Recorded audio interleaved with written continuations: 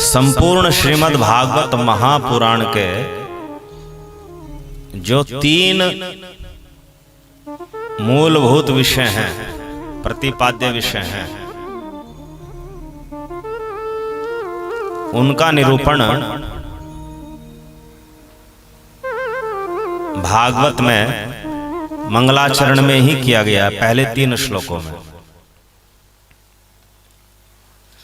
यद्यपि श्रीमद् भागवत महापुराण के 10 विषय बताए गए भागवत में ही, जिनमें जो 10वां विषय है आश्रय,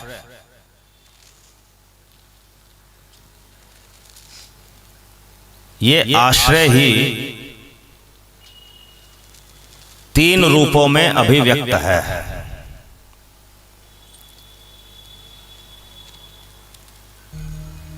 जिसे कहते हैं संबंध तत्व, अभिधेय तत्व और प्रयोजन तत्व।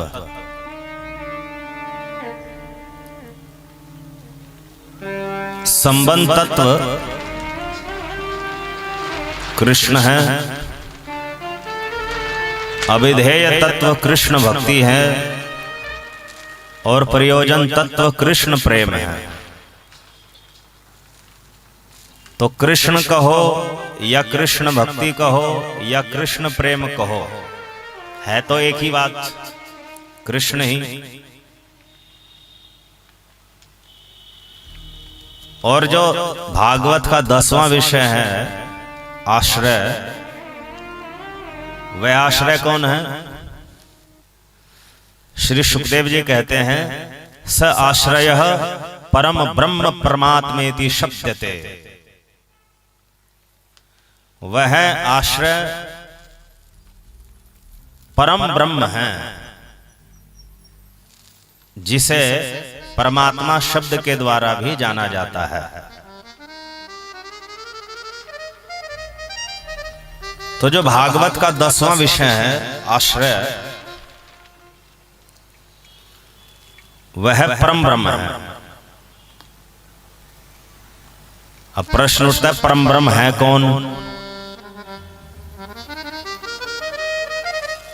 क्या परम ब्रह्म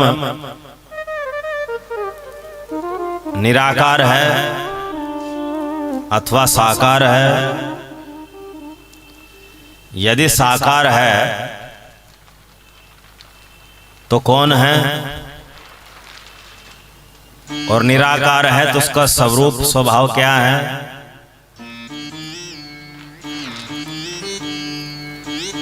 तो इसका सीधा उत्तर श्रीमद् भागवत महापुराण में प्राप्त होता है।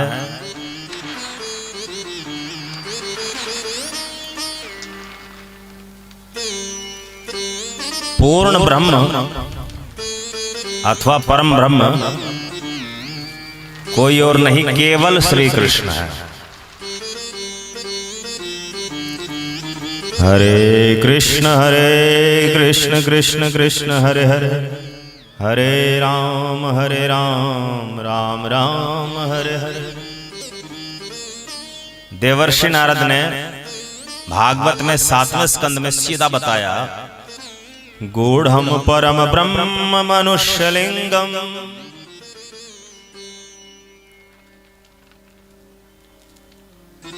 जो परम ब्रह्म है वह नर आकृति है, नर जैसी आकृति वाला है, और उसका नाम कृष्ण है।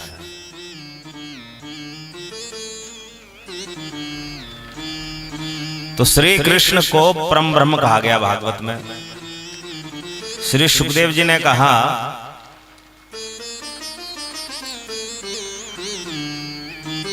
कि जो पूर्ण ब्रह्म है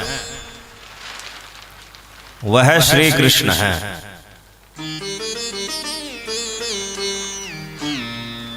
यन्मित्रम परमानंदम पूर्णम ब्रह्म सनातनम। ब्रजवासियों के जो सगे संबंधी बने हुए हैं वे श्री कृष्ण ही परमानंद कंद सनातन पूर्ण ब्रह्म है। गीता में अर्जुन ने भी कहा, परम ब्रह्म परम धाम पवित्रम परमम भवान। हे श्री कृष्ण, आप ही परम ब्रह्म हो।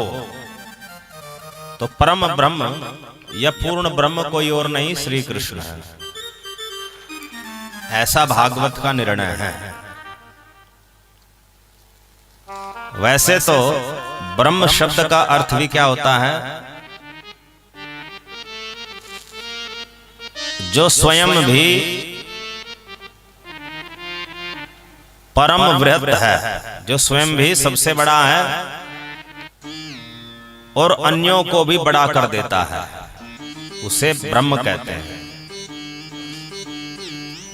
जो स्वयं भी सबसे बड़ा है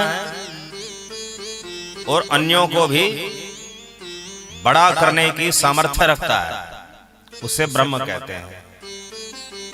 अब ब्रह्म सबसे पहले भी, ब्रह्म शब्द से पहले भी पूर्णम या परम शब्द का प्रयोग यदि हो जाए तो पूर्ण ब्रह्म या परम ब्रह्म का अर्थ हुआ सर्वोच्च सत्ता, परम सत्ता, परमेश्वर, परम भगवान, जिसके बराबर भी कोई नहीं, जिससे बढ़कर भी कोई नहीं,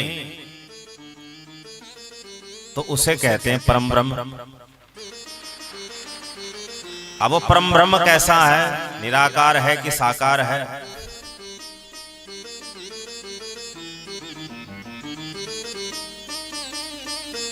पूर्णम ब्रह्म मनुष्यलिंगम। जो पूर्ण ब्रह्म है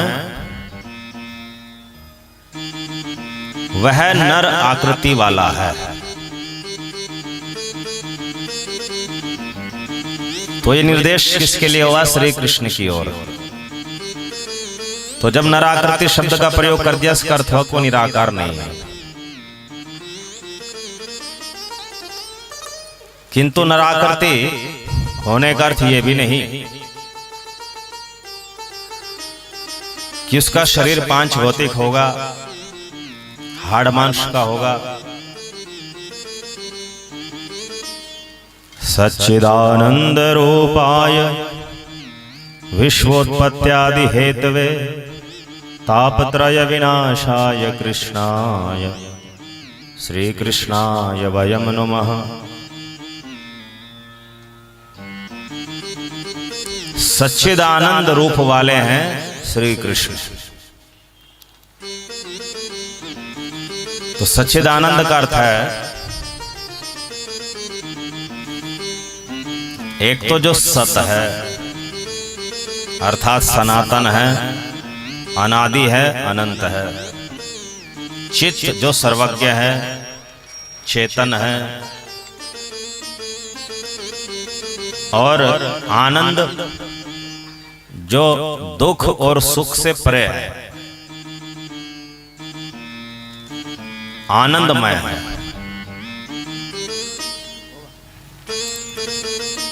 तो उसे कहते हैं सच्चिदानंद। तो श्री कृष्ण सच्चिदानंद स्वरूप है, किंतु उनकी आकृति नर जैसी है, नराकृति परम ब्रह्म है। देखिए, भागवत के निर्णय अनुसार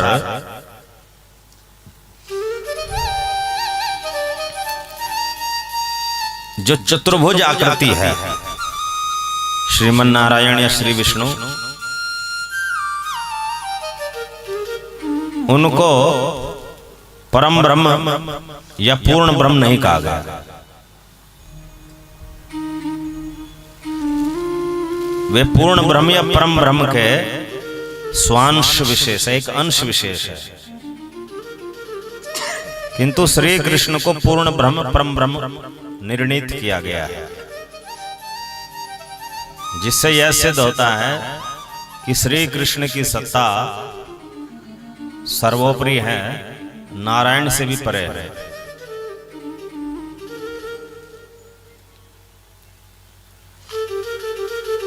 तो आश्रय का अर्थ होता है परम ब्रह्म, और परम ब्रह्म कौन है? कृष्ण।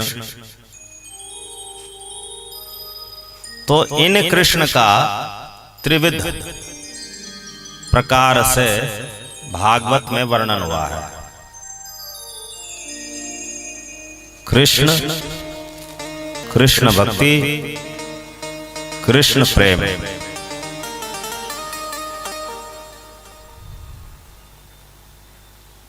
भागवत के अनुसार श्री कृष्ण ही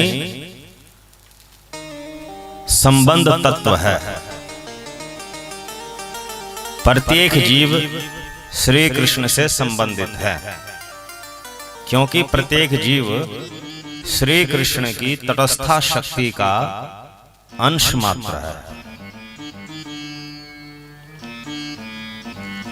तो जीव या आत्मा है अंश, श्री कृष्ण है अंशी।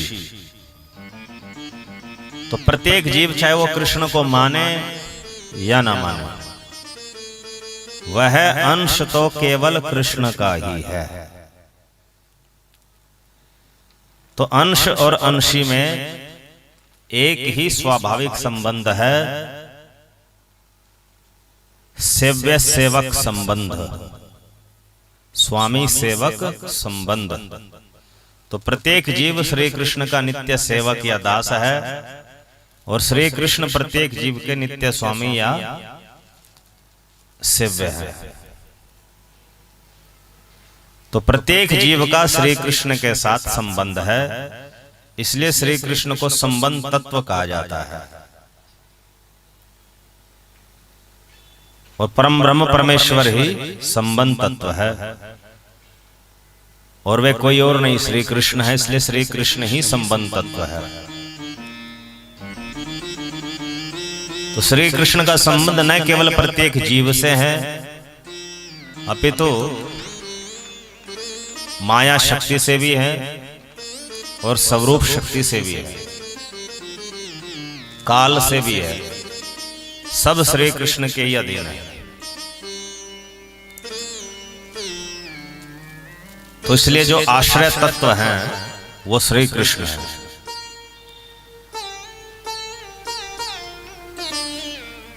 तो यह श्री कृष्ण तीन प्रकार से अभिव्यक्त है, कृष्ण, कृष्ण भक्ति, कृष्ण प्रेम।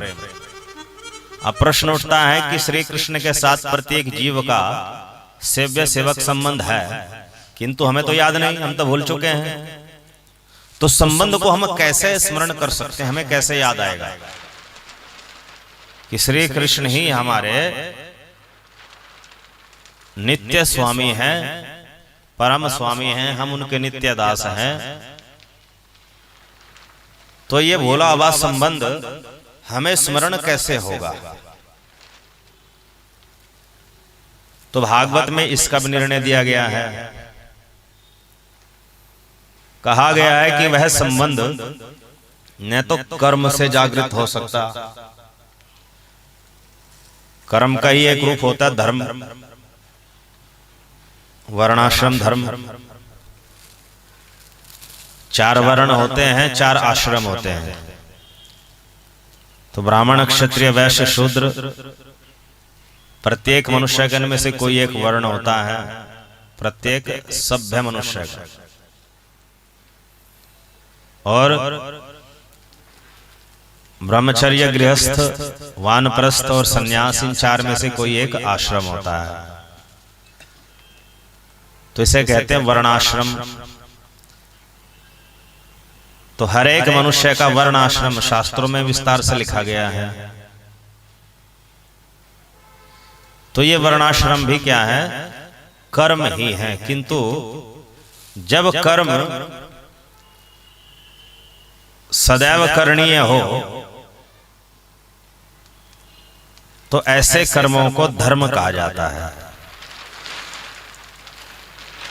जो कर्म त्याज्य न हो, सदा करणीय हो, उसे ही धर्म कहा जाता है। इसलिए वर्णाश्रम धर्म कहा गया। तो वर्णाश्रम धर्म का पालन करने से यह संबंध जागृत नहीं हो सकता। और ज्ञान मार्ग का अभ्यास करने से भी यह संबंध, सेव्य सेवक संबंध जो श्री कृष्ण के साथ है, जागृत नहीं हो सकता। यहां तक कि ध्यान मार्ग से भी यह संबंध जागृत नहीं हो सकता। तो भागवत के निर्णय अनुसार केवल कृष्ण की भक्ति करने से, भक्ति मार्ग का अनुष्ठान करने से ही यह सेव्य सेवक संबंध जो जीव का है वह जागृत हो सकता है। तो कृष्ण भक्ति ही अभिधेय तत्व सिद्ध होता है। अभिधेय तत्व का अर्थ श्री कृष्ण के साथ जीव के संबंध को जागृत करने का उपाय। तो श्री कृष्ण के साथ प्रत्येक जीव का जो संबंध है उसे जागृत करने का उपाय न कर्म, न ज्ञान, न ध्यान, केवल भक्ति। तो कृष्ण भक्ति ही अविधेय तत्व है और स्वयं कृष्ण संबंध तत्व है। अब जब संबंध जागृत हो जाए तो उस समय कैसी अनुभूति होती है? संबंध जागृत होने के बाद प्रत्येक जीव श्री कृष्ण की भक्ति करते समय आनंद की अनुभूति करता है, प्रेम की अनुभूति करता है। तो श्री कृष्ण के प्रति प्रबल प्रेम का आभास होता है, अनुभव होता है। और श्री कृष्ण के प्रति उस प्रबल प्रेम में दिव्यानंद होता है, परमानंद होता है।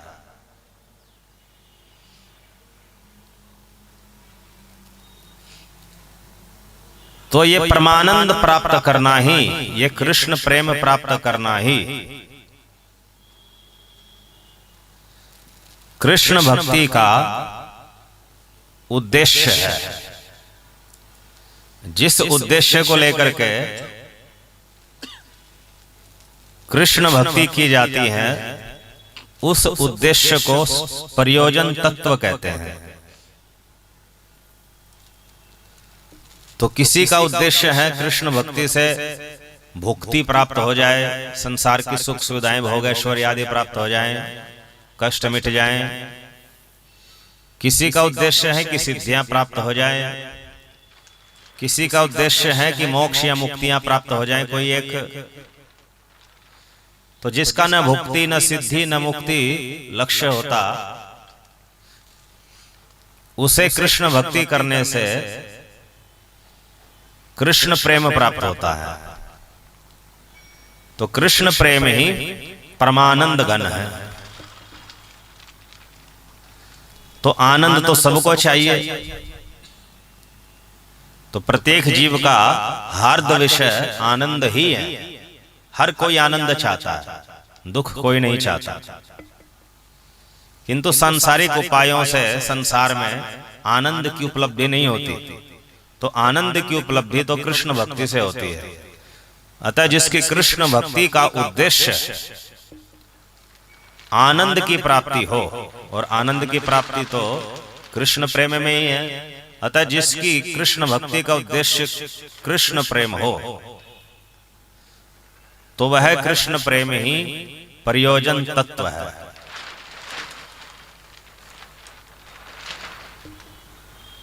सर्वोच्च उद्देश्य है, सर्वोच्च लक्ष्य है।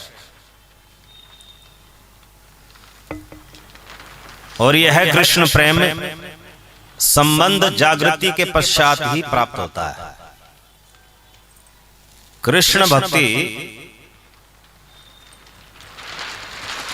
संबंध जागृति से पहले जब चलती है तो उसे कहते हैं साधन भक्ति। और संबंध जागृति के बाद जब कृष्ण भक्ति चलती है उसे कहते हैं साध्य भक्ति। तो साधन भक्ति में परिश्रम विशेष है, वो एक साधना है। और साध्य भक्ति में परिश्रम नहीं, उसमें आनंद है, उसमें प्रयास नहीं करना पड़ता, स्वतः होती है। तो साध्य भक्ति को प्रेमा भक्ति भी कहते हैं। पराभक्ति भी कहते हैं। तो ये एक उच्च कोटि की अवस्था है, साधन भक्ति करते करते आती है। तो साधन भक्ति है अविधेय तत्व, और साध्य भक्ति या प्रेम भक्ति है प्रयोजन तत्व। तो साधन भक्ति के द्वारा साध्य भक्ति प्राप्त करनी है, किसकी? कृष्ण की। तो कृष्ण की साधन भक्ति के द्वारा कृष्ण की साध्य भक्ति प्राप्त करनी है। तो इस प्रकार श्रीमद् भागवत महापुराण के जो 3 प्रतिपाद्य विषय हैं और जो 10वें विषय आश्रय तत्व के अंतर्गत आते हैं, वे हैं संबंध तत्व, अविधेय तत्व और प्रयोजन तत्व। तो संबंध तत्व का अर्थ कृष्ण, जिनका सबके साथ संबंध है, कोई भी जीव ऐसा नहीं जिसका कृष्ण के साथ संबंध ना हो। अविधेय तत्व कृष्ण भक्ति, संबंध तत्व की जागृति का उपाय अविधेय तत्व कहलाता है, और वो है कृष्ण भक्ति। और कृष्ण भक्ति का जो उद्देश्य है उसे कहते हैं प्रयोजन तत्व। अविधेय तत्व के उद्देश्य को प्रयोजन तत्व कहते हैं, और वो है कृष्ण प्रेम। तो 3 विषय, कृष्ण, कृष्ण भक्ति, कृष्ण प्रेम, ये है श्रीमद् भागवत महापुराण के 3 प्रतिपाद्य विषय। और ये तीनों विषय किसके अंतर्गत आते हैं? आश्रय तत्व के अंतर्गत आते हैं। भागवत के 10 विषय हैं, उसमें 10वां विषय प्रमुख है, आश्रय। तो वही जो आश्रय 10वां विषय है, यह 3 प्रकार से अभिव्यक्त है, संबंध तत्व, अविधेय तत्व और प्रयोजन तत्व। तो संपूर्ण भागवत में चाहे कोई सा भी स्कंद हो, कोई भी अध्याय हो,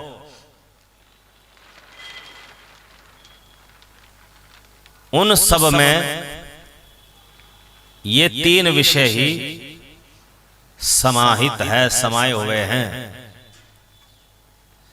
जैसे दूध में घी समाया रहता है, वैसे ही भागवत में हर अध्याय में, हर स्कंद में ये 3 विषय ही समाये हुए हैं।